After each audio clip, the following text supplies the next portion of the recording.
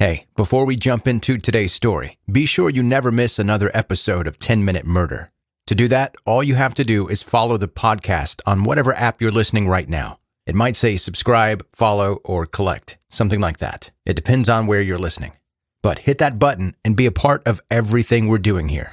10-Minute Murder contains depictions of actual crimes. What you are about to hear is real and violent in nature. Discretion is advised. This is 10-Minute Murder.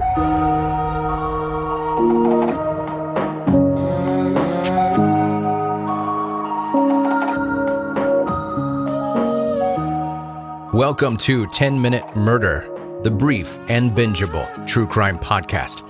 I'm Joe, I'm the host, and I have the hiccups. I can't stop it, I've tried, so you're probably going to hear them in this podcast. Sorry. I did a Google search and tried to figure out a way to quickly get rid of them, and nothing seemed to work. They're not as bad as they were a little while ago.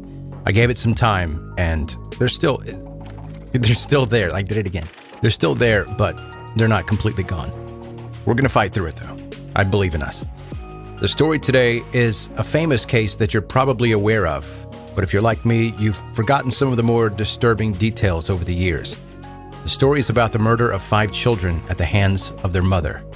And I think it's a good case study in how far we've come in the treatment of mental health and hopefully continue to progress in the future. This happened in 2001, and I can't help but think that if it had happened more recently, she would have gotten the help that she needed, and 5 children would still be alive.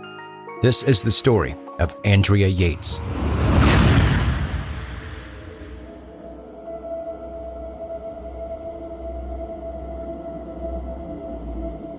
Andrea Yates was born in Hallsville, Texas, the youngest of 5 children of Judah Karen Kohler, a German immigrant, and Andrew Emmett Kennedy, whose parents were Irish immigrants. During Andrea's teenage years, she struggled with bulimia and depression, even talking to a friend when she was 17 about her thoughts of suicide.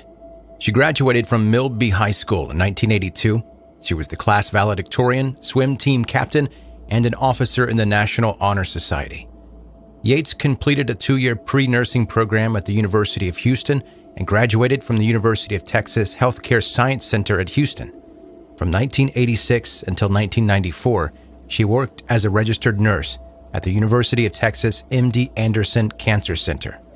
In the summer of 1989, she met Rusty Yates at the Sunscape Apartments in Houston. After dating for a short time, they moved in together and were married on April 17, 1993. Andrea and Rusty told friends and family, and basically anybody else they could tell that would listen, that they were going to have as many babies as nature allowed. That's a direct quote.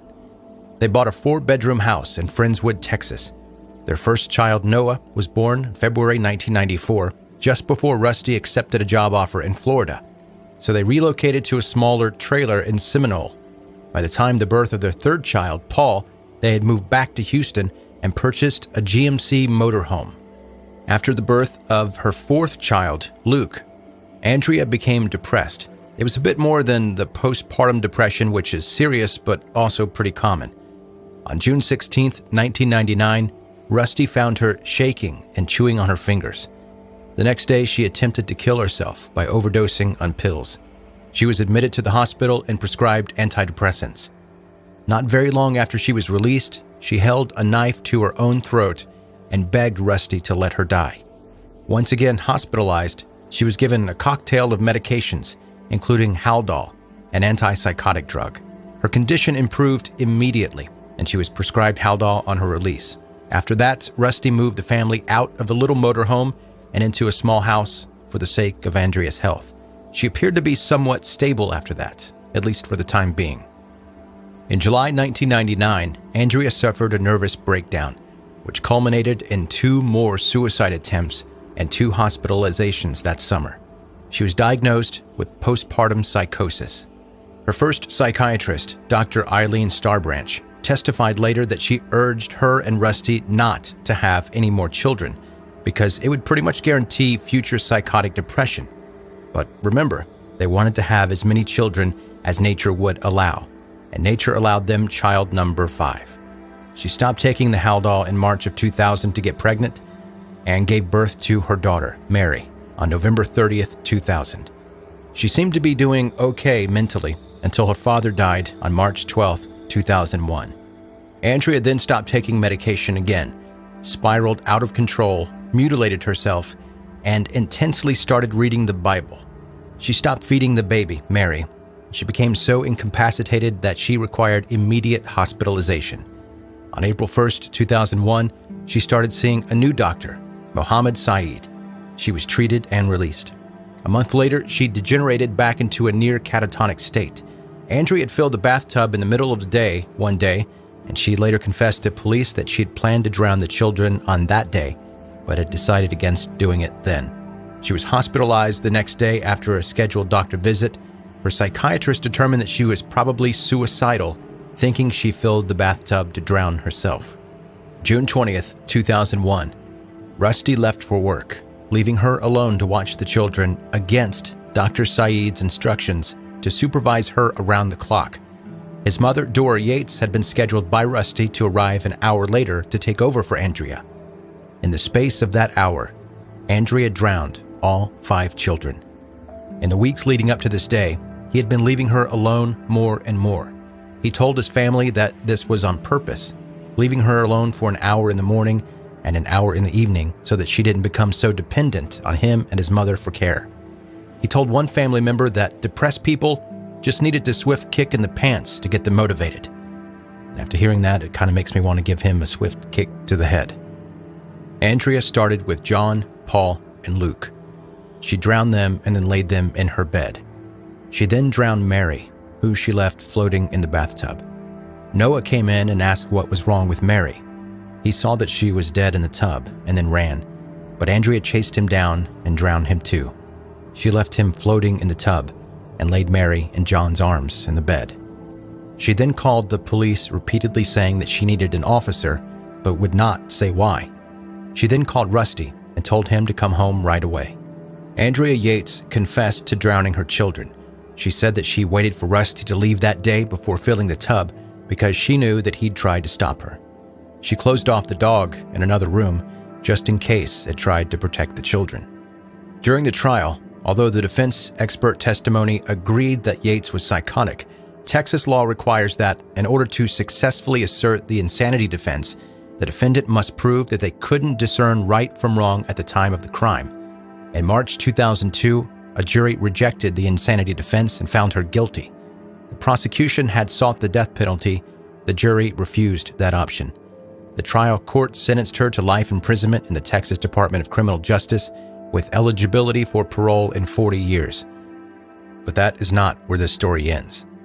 On January 6, 2005, a Texas Court of Appeals reversed the convictions because California psychiatrist and prosecution witness Dr. Park Dietz admitted that he had given false testimony during the trial. In his testimony, Dietz had stated that shortly before the murders, an episode of Law and Order had aired featuring a woman who drowned her children and was acquitted of murder by reason of insanity. Author Suzanne O'Malley was covering the trial for New York Times Magazine and NBC. She had previously been a writer for Law and Order and immediately reported that no such episode existed. 2 years later, in 2004, Law and Order Criminal Intent did air an episode based in part on Andrea Yates' case. The appellate court ruled unanimously that the jury might have been influenced by Dietz's false testimony, and therefore a new trial would be necessary. On January 9, 2006, Yates again entered pleas of not guilty by reason of insanity. On February 1, 2006, she was granted release on bail on the condition that she'd be admitted into a mental health treatment facility. On July 26, 2006, after 3 days of deliberations, Yates was found not guilty by reason of insanity, as defined by the state of Texas. She was therefore committed to the North Texas State Hospital Vernon campus. In January 2007, she was moved to a low-security mental facility in Kerrville, Texas. Although psychiatrists for both Texas's state prosecutors and her defense lawyers agreed that she was severely mentally ill with one of several psychotic diseases at the time she'd killed her children, the state of Texas asserted that she was, by legal definition, aware enough to judge her actions as right or wrong, despite her mental defect. The prosecution further implied spousal revenge as motive for the killings, despite the conclusion of the defense experts that there was no evidence to support that motive. Although the original jury believed she was legally aware of her actions, they disagreed that her motive was spousal revenge. Rusty stated to the media that he was never told by psychiatrists that his wife was psychotic, nor that she could harm the children, and that had he otherwise known, he would have never had more children. This is in direct conflict with what multiple doctors have testified to. Andrea Yates told her prison psychiatrist that prior to their last child, she had told Rusty that she didn't want to have sex because Dr. Starbranch said that she might hurt her children. Rusty, she said, simply asserted his procreative religious beliefs, complimented her as a good mother, and persuaded her that she could handle more children. Apparently, Rusty was pretty confident during the trial that she would be found innocent and expressed the desire to have more children with Andrea once she was treated and released. Family, attorneys, and doctors eventually talked some sense into him until he joined reality. Rusty blamed Dr. Saeed, saying that he was the one responsible for recognizing and properly treating Andrea. In August 2004, Rusty filed for divorce, and it was granted in 2005. The following year, Rusty married again and had one son. His wife filed for divorce in 2015. While in prison, Yates stated that she had considered killing the children 2 years prior, saying that they thought she was not a good mother and claiming that her sons were developing improperly. She told her jail psychiatrist, "It was the seventh deadly sin. My children weren't righteous. They stumbled because I was evil. The way I was raising them, they could never be saved. They were doomed to perish in the fires of hell."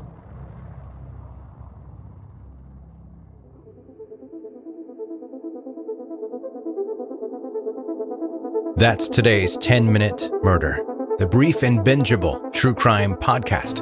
Thanks for listening today, and if you have a story you'd like for me to cover on this podcast, email it to 10minutemurder@gmail.com. Connect with me on social media. Be sure to tell your friends that are into quick true crime stories like this about 10-Minute Murder. And of course, if you are not subscribed already by now, make sure you subscribe. Thank you for listening to 10-Minute Murder. Have a good night.